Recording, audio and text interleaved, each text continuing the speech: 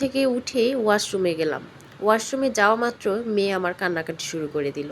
পরে বের হয়ে মেয়েকেও ওয়াশরুমের ভিতরে ঢুকালাম। এইদিকে আমার হাজবেন্ড ঘুম থেকে উঠেছে।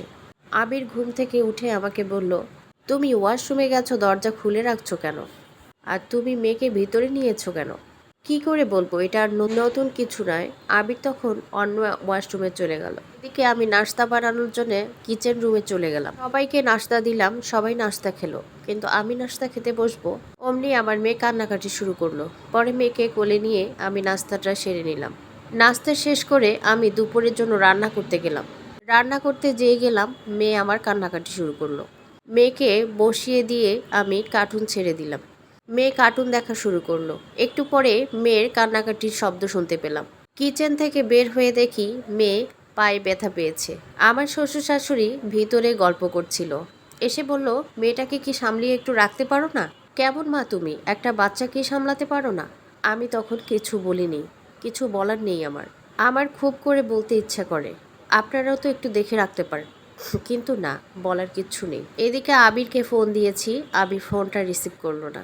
আমি পাশের এক ডিসপেন্সারিতে গিয়ে আমার মেয়ের পায়ের ব্যান্ডেজ করে নিয়ে আসলাম। এদিকে রান্না বান্নার সব কাজ এখনো আছে। আমি জানি আমাকে এসেই রান্না করতে হবে। আমার শাশুড়ি বলল, রান্না বান্না কত দূর? আমি তখন বললাম, মা, রান্নাটা একটু সেরে নিতে পারতেন, সম্পূর্ণ রান্না আমি শেষ করতে পারিনি।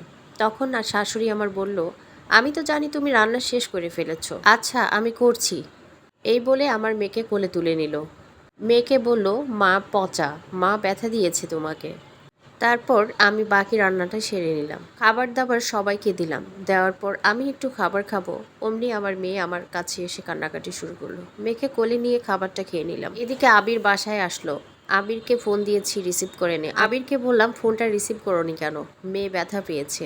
আবির তখন বলল, ব্যস্ত ছিলাম।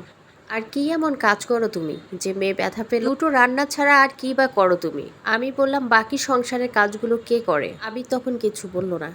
আবিরকে খাবার খেতে দিলাম। আবির খেয়ে শুয়ে পড়লো। আমাকে নিয়ে সারা রাত মেয়েকে নিয়ে বসে থাকতে হবে। আমি জানি আমি সারা রাত না ঘুমিয়ে থাকলেও সারা দিন আমাকেই কাজ করতে হবে। বাচ্চা একটু কান্নাকাটি করলে শাশুড়ি বলে, বাচ্চাকে সামলিয়ে রাখতে পারো না? কেমন মা তুমি?